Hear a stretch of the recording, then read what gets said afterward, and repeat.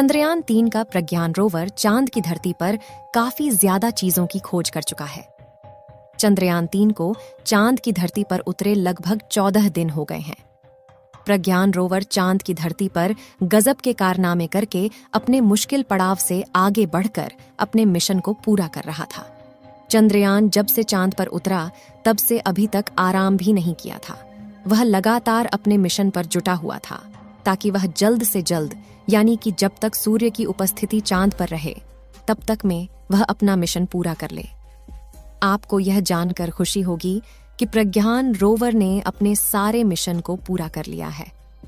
प्रज्ञान rover ने चांद पर क्या क्या खोजा और प्रज्ञान रोवर ने किन किन रहस्यमयी आवाजों को रिकॉर्ड करके इसरो के वैज्ञानिकों के पास भेजा है। आखिर वह कौन कौन सी रहस्यमयी तस्वीरें हैं जिसे प्रज्ञान रोवर ने अपने हाई रेजोल्यूशन कैमरा द्वारा खींची है और उसे आप लोगों ने अभी तक नहीं देखा है। क्या प्रज्ञान रोवर ने चांद पर सोना खोज लिया है? क्या प्रज्ञान रोवर को चांद पर एलियन के रहने का सबूत मिला है? प्रज्ञान रोवर गायब हो गया है या फिर कहाँ है? क्या प्रज्ञान रोवर को चांद पर कोई इंसानों की बस्ती मिली है? इन सभी सवालों के जवाब जानने के लिए इस वीडियो में हमारे साथ अंत तक अवश्य बने रहे। आपको बता दें कि चांद पर 14 दिन की रात और 14 दिन उजाला होता है, यानी कि चांद का एक दिन पृथ्वी के 28 दिन के बराबर होता है। ऐसे में दिन के समय वहां का तापमान काफी ज्यादा गर्म और रात के समय वहां का तापमान काफी ज्यादा ठंडा रहता है। चांद की धरती पर 23 अगस्त के दिन सुबह हुई थी, तब से अभी तक चांद पर उजाला ही चल रहा था।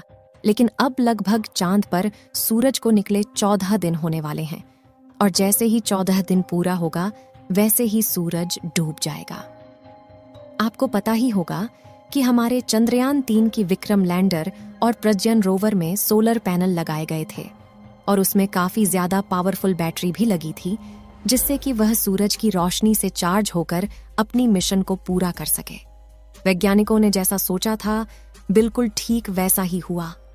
चंद्रयान-3 का विक्रम लैंडर अभी भी चांद पर सही सलामत खड़ा हुआ है और प्रज्ञान रोवर ने अपने सारे मिशन को पूरा कर लिया है। यहाँ तक कि प्रज्ञान रोवर ने चांद पर ऑक्सीजन की खोज भी कर ली है। यही नहीं, हमारे प्रज्ञान रोवर ने चांद पर सल्फर की खोज की है, जो कि ऐसा पहली बार हुआ है। आपको बता दें, चांद पर सल्फर का पाया जाना किसी खजाने से कम नहीं है, क्योंकि सल्फर के द्वारा स्पेस मिशन के लिए भविष्य में फ्यूल तैयार किया जा सकता है, जिसे रॉकेट फ्यूल के रूप में इस्तेमाल किया जा सकेगा। और यदि ऐसा हो गया तो भविष्य में मंगल ग्रह पर मिशन करने के लिए काफी ज्यादा आसानी होगी, क्योंकि चांद का गुरुत्वाकर्षण पृथ्वी के मुकाबले 6 गुना कम है। ऐसे में किसी अन्य ग्रह पर जाने के लिए कम ईंधन की आवश्यकता होगी और आपको पता ही है कि मंगल ग्रह पर जीवन पाए जाने की संभावना है। अगर भविष्य में मंगल ग्रह पर इंसानी बस्ती बसाई जाती है तो फिर चांद से सीधा मंगल पर आसानी से इंसानों को ले जाया जा सकेगा। ऑक्सीजन और सल्फर के अलावा प्रज्ञान रोवर ने चांद पर aluminium, calcium, iron, chromium, titanium, manganese और सिलिकॉन की खोज की है। इन सभी एलिमेंट को प्रज्ञान रोवर में लगे LIBS यानी लेजर इंड्यूस्ड ब्रेकडाउन स्पेक्ट्रोस्कोप द्वारा पता लगाया गया है। ये सभी तत्व चांद के दक्षिणी ध्रुव की मिट्टी में मौजूद है। इन सभी तत्वों के अलावा प्रज्ञान रोवर और विक्रम लैंडर ने चांद की खूब सारी तस्वीर भी इसरो के साथ साझा की है। इस समय जो तस्वीर आप लोग अपने मोबाइल फोन पर देख रहे हैं, इस तस्वीर को विक्रम लैंडर द्वारा रिकॉर्ड किया गया है। इसमें आप देख सकते हैं कि किस तरीके से प्रज्ञान रोवर अपने रास्ते की तलाश में चहलकदमी दिख रहा है और गोल गोल नाच रहा है। हालांकि यह वीडियो कुछ दिन पहले की है, लेकिन इस समय यह वीडियो देश विदेश में काफी ज्यादा वायरल हो रहा है, क्योंकि अमेरिका, रूस और चीन ने ऐसा सोचा भी नहीं था कि भारत के द्वारा बनाया गया प्रज्ञान रोवर चांद पर इस तरीके के कारनामे कर सकता है।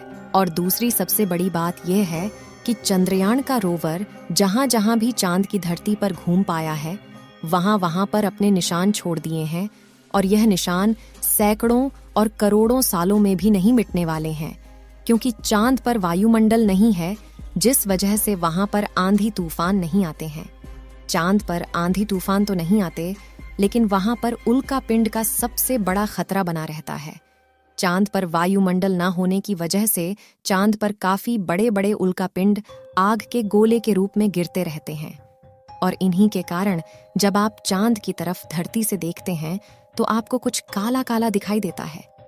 ये जो काला काला पार्ट आपको दिखाई देता है, ये और कुछ नहीं बल्कि चांद पर मौजूद बड़े बड़े गड्ढे हैं जो कि उल्कापिंडों के गिरने के कारण बने हैं।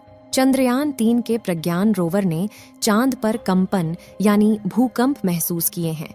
इसके बाद एक बार फिर ये सवाल उठने लगा है कि क्या धरती की तरह अन्य ग्रहों पर भी भूकंप आते हैं? चंद्रमा पर कंपन होना इस बात की पुष्टि मानी जा रही है कि चांद पर भी भूकंप आता है।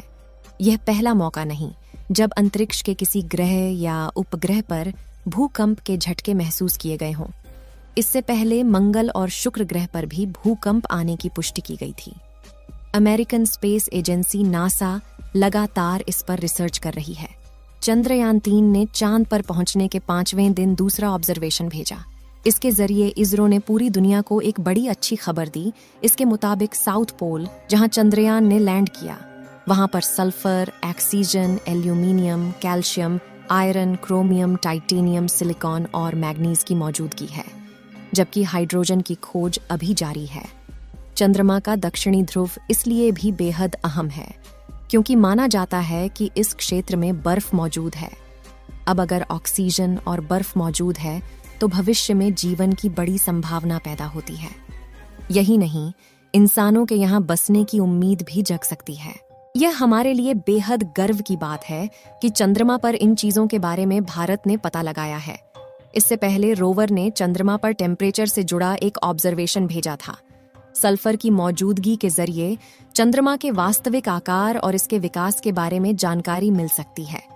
जबकि सल्फर आमतौर पर ज्वालामुखी जैसी गतिविधियों से निकलता है, इसलिए इसकी मौजूदगी से चंद्रमा के इतिहास और संरचना से जुड़ी जानकारी पता करने में सहायता मिलेगी। लैंडर ने चांद पर तापमान का पता लगाया है, लेकिन चांद पर दिन का तापमान वैज्ञानिकों की सोच से बिल्कुल भी अलग है, क्योंकि वैज्ञानिकों ने सोचा था कि चांद का तापमान 40 या 50 डिग्री से ज्यादा होगा, जबकि विक्रम लैंडर द्वारा इसरो के पास भेजी गई रिपोर्ट के मुताबिक चांद पर दिन का तापमान 30 डिग्री सेल्सियस के आसपास है। कुछ दिन पहले प्रज्ञान रोवर के सामने 2 मीटर का चौड़ा गड्ढा आ गया।